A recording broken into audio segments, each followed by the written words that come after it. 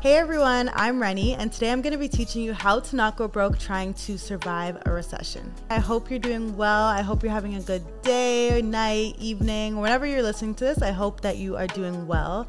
I'm actually recording this on my birthday, July 11, 2022. I just turned 26 years old, and honestly, I'm feeling so grateful and blessed to have made it this far. And I think this year is going to be one of my best years yet, God willing. So thank you all for rocking with me and for listening to this episode. I also want to say that this is a podcast and also it goes on YouTube. Some people seem to not know that, but I have a YouTube channel as well. It's xoReni, and you can watch this podcast on YouTube as well. If you wanted to see the guests, for example, and see what they look like and see our mannerisms, I feel like it's funnier watching. But yeah, so yeah, if you want to, I just want to give that caveat and let everyone know that there are other places to watch this other than just here on whatever podcast platform that you're listening to it on. I also want to say that thank you so much for the growth that's happening with this podcast. I think we're at over 9,000 downloads at this point, and my podcast is growing way faster than my YouTube channel did, obviously, when I started, because I have a bit more of a platform right now. So again, very grateful. Thank you so much. The only thing I don't like about podcasts is that I can't see your feedback. I can't see if you actually like the podcast or not because there's no comment section. So if you do like the podcast, I do appreciate if you either go onto YouTube and write a comment, or if you use the rating section on either Spotify or Apple Podcasts and you actually rate it there. Or if you screenshot the episode and tag me and tag Don't Go Broke Trying on Instagram, then that's a great way for me to see that you actually like the content that I'm putting out, because otherwise I can only see the downloads. So yeah, as you heard in the intro, today I'm going to be talking about the recession, and I'm sure many of you have heard what a recession is, and you've seen all the headlines on Twitter, on news, everywhere about an impeding, or what's the term, an upcoming recession that's coming up. And I want to tell you what steps you should take to prepare in case we do head into this recession that people are saying we are going to head into as well. I also want you to know that recessions happen on a regular basis, so this is not something new, but you should be prepared financially. And today, as I said, I'm going to teach you how to not go broke trying to survive a recession. So let's go into the dictionary definition of what a recession is. I think that's important. I'm going to take this from Forbes, and a recession is a significant decline in economic activity that lasts months or even years. And experts declare a recession when a nation's economy experiences negative GDP or gross domestic product, rising levels of unemployment, failing retail sales, and contracting measures of income and manufacturing for an extended period of time. And recessions are considered the unavoidable part of a business cycle, or the regular cadence of expansion and contraction that occurs in a nation's economy. So you know how I'm always talking about how in investing there are ups and there are downs, and eventually the market goes up, but the downs are inevitable. This is exactly what I'm talking about. This recession where inflation is going nuts and people are getting laid off from their jobs and things are becoming unaffordable. This is exactly what a recession is. So we've been going through the ups. Now we're going to maybe towards the downs. The market hasn't been doing too hot lately. And again, that's okay. If you are a seasoned investor, this is actually the time where you are excited rather than not excited. So let me tell you all about it. So let's talk about first what causes a recession, because I think a lot of people don't even know what causes a recession. I have a few things, again, from the Forbes article that they mentioned. So the first thing would be a sudden economic shock. And an economic shock would basically be like a problem that creates serious financial damage that is very sudden. An example of this would be like the COVID outbreak that we had, which basically shut down the entire world and our biggest economies worldwide. Everyone was at a standstill. As we know, there was not really much for people to do. Lots of businesses had to close. So this is an example of a sudden economic shock. And of course, we saw once that happened, the markets tanked as well, but it actually rebounded pretty quickly. But now we're seeing the after effects. Things are happening, and the market is going down again, which is, again, not a bad thing. It's just a temporary thing, but the markets will eventually go up. The next thing that causes something that causes a recession could be excessive debt. So when individuals or businesses take on too much debt, the cost of servicing debt can come to a point where people just can't pay their bills anymore. And then a lot of people going into debt causes bankruptcies, which then capsize the entire economy. So that's another reason why sometimes we head into a recession. And again, as things are becoming more and more affordable, interest rates are rising, it makes sense that people literally cannot afford to pay off their debts anymore. And again, they have to file bankruptcy. Another thing that causes a recession is too much inflation. I'm sure you all have, again, seen the titles about inflation lately. Inflation is nuts. And if you don't know what inflation is essentially the steady upward trend in prices over time. So say last year you bought something for $1.99. This year it's $2.49. And you're like, it doesn't seem like a lot, but that's a huge increase in the price over just a short period of time. So this is what we see. And of course, our salaries probably aren't increasing by the same percentage. So that's what makes things so affordable. If prices were increasing by 10%, but our salaries were also increasing by 10%, it would be okay because, we can still afford to buy these things. But right now, salaries are not increasing on average, not increasing by the same amount as inflation, which is why things are becoming so unaffordable. So inflation isn't a bad thing per se. It's always happened. It always will happen. But excessive inflation is a dangerous phenomenon. Right now, I think it's the highest level of inflation in, I don't know how many years, but it's a very long time. And I think we're about 7% or 6% inflation here in Canada. So that is a lot of inflation. That is excessive because, again, if your salary is increasing by only 3%, then a 6% increase in the price of goods is not beneficial, is not very helpful for you. The next thing that causes a recession is too much deflation. So that's the opposite of inflation. So while inflation can cause a recession, deflation can also cause a recession. It can be worse, actually. Deflation is when the prices decrease drastically over time, which causes wages to contract. So say the price of goods were $1.99, as I said, but now they're selling for $1. The business has to sell more of that product in order to afford their employees, which means they're going to have to lay people off, and then they can't afford as many people, and then people are losing their jobs, and it keeps going on and on and on from that. So this will further depress prices as a result. So while we don't like inflation, we also don't like too much deflation as well. When a deflationary feedback loop gets out of hand, people and businesses actually stop spending, which then undermines the economy. So there's another problem with deflation. So that's another reason why a recession may happen. Again, we don't want this. So the next thing that causes a recession is technological change. And this is basically when there are lots of new inventions that increase productivity and they help the economy. But short term, it may not be as beneficial as we thought. So long term, yeah, it's great. But short term, not so much because a lot of people may lose jobs. For example, when we had the Industrial Revolution, people's entire professions were just obsolete. And obviously, when a lot of people are out of work, then that is not a good thing for us as a country, as an economy.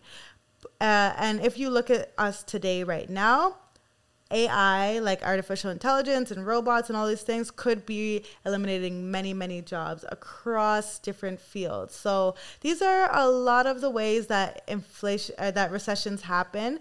And I just wanted you to be aware of those so you can maybe identify the signs of why a recession may be happening. So I've talked enough about what a recession is and why it happens, but let's talk about what you can actually do to prepare yourself. Because honestly, if you look at all those things, most of them are happening right now. So we want to make sure that they don't affect you in case this recession does happen.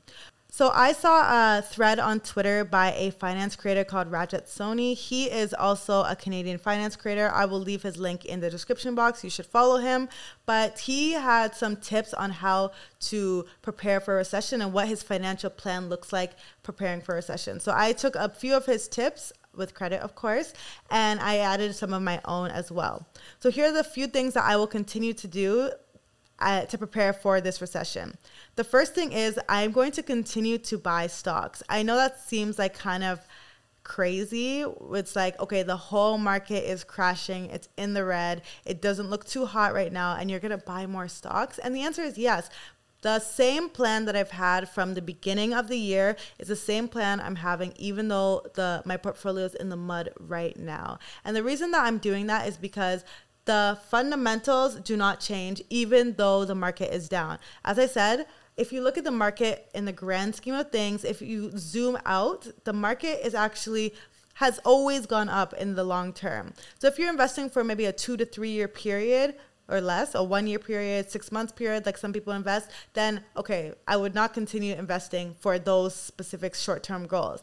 But if you are investing for the long term, then I would definitely suggest investing and continuing to invest the same way that you were investing before. Nothing has changed. Our plan remains the same. And I say this because this is actually one of the best times to buy. Like, it's easy to be scared because all you see is red in your portfolio, but this is one of the best times to buy because the stocks and the companies are technically on sale. However, I want to give a caveat for that not every company will survive the recession. And that's what you need to realize. Just because some companies did well are at a discount right now does not mean that they will not go to zero and then be obsolete and never return. So the companies that you're investing in have to be solid companies. And I'm going to be interviewing someone who's going to teach us how to research for different stocks. But you want to invest in solid companies. Or if you don't want to do all that research, you can invest in index funds and ETFs, index ETFs. So what I'm actually doing is, instead of trying to pick individual stocks and like see which one is best, because I don't really have the time and energy to be researching stocks anymore, truthfully, I have been investing in index ETFs. And that's essentially a group of companies that track the S&P 500. And the S&P 500 is the top 500 companies in the United States. So I invest in those 500 companies by buying a ETF called VOO or VFV. So that's what you can do as well. You can invest in one of those, or there are lots of other options. And essentially, you're able to get a small piece of all of those companies. And the reason that I say I'm doing this rather than investing in individual stocks is because with this approach, I'm able to spread my risk out amongst lots of companies, and it's very unlikely that all 500 companies are going to crash. You know, I think it's impossible. If it does happen, we have much bigger problems in this world. If all 500 companies crash, then we are doomed. But I am so confident in investing in those because I know that it's very unlikely that all 500 companies will crash. So that's what I've been doing. That's what I will continue to do. And that is my suggestion for all of you. And this is not financial advice, by the way. Just by the way. Okay, so the next thing that you want to do is you want to lower your spending on wants. So I know we want to enjoy our life. We want to chop life. We want to have a soft life. But in order to cut your expenses, you're going to have to cut something from your budget. And the reason I say that you should be looking to cut your expenses is because right now things are expensive and a lot of people may lose their job during the recession. So in order to prepare for that, we want to lower our spending on wants now. Everyone should have a budget. I hope you have a budget, or at least some kind of template or guideline for your money, hopefully.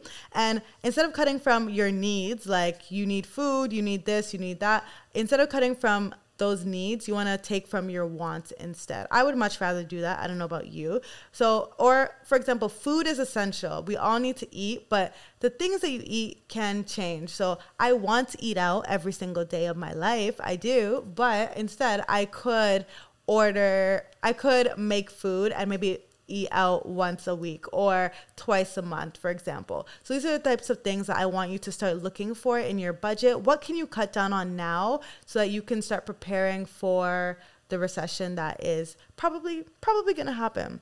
The next thing that you want to do in order to prepare for a recession is to not gamble. A lot of people will do things like selling their home because they think that the prices are dropping and they want to get out of the market before the prices drop. Or they start selling their stocks now and they're like, okay, I'm going to buy it back at the bottom and then because it will be cheaper then, and then, everyone tries to do these things. And I'm like, you guys don't have a crystal ball. You don't know when the market is truly going to be at the very, very bottom. So the best thing to do would actually be to just keep holding and not make any emotional decisions. Stick to the plan that you had for your money before this recession was happening.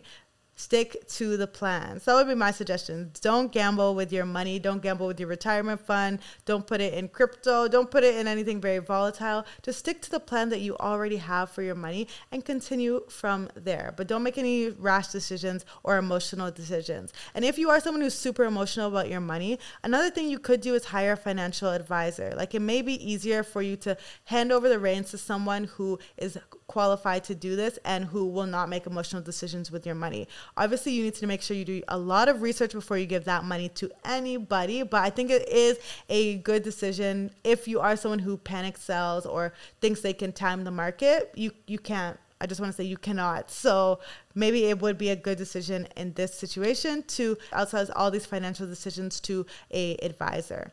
The fourth thing that I would suggest in order for you to prepare for the recession is to build your emergency fund. I say that before you start investing at all, you should have an emergency fund, or at least be working on your emergency fund. And for those that don't know, an emergency fund is essentially a pool of money that you keep in cash, not in any investments, and it's there for you to hold until an emergency. You don't use it for your McDonald's money. You don't use it for, I need to buy this gift for a friend. You don't use it for random things like that. You use it for, and strictly for, your emergencies that may occur. So I highly recommend that every single person builds an emergency fund. Even if there's no recession, build it, because you don't want to have to take from your investments in order to live, because the market is down and you need money urgently, but the only option that you have is your investments because everything is tied up in there. I don't want that for you, because then you're selling your stocks at a loss, most likely, because the market is down. So again, you want to have 3 to 6 months of expenses, and for the recession, you actually want to have 6 to 9 months of expenses. And the reason for this, again, is because it can be harder to find a job if you were to lose one. So an example of a loss that you may have, or an example of an emergency that you may have, is losing your job, and you may have to rely on those savings. But it can be much harder to find a job during a recession than it is to find a job during regular times. So to avoid stories that touch, please start your emergency fund and you will feel a lot more relief. I think that's honestly, anytime, not just during a recession, anytime you need to have an emergency fund, and it will make you feel much safer and make you feel more confident in all the financial decisions that you're making, because you know you have a backup plan.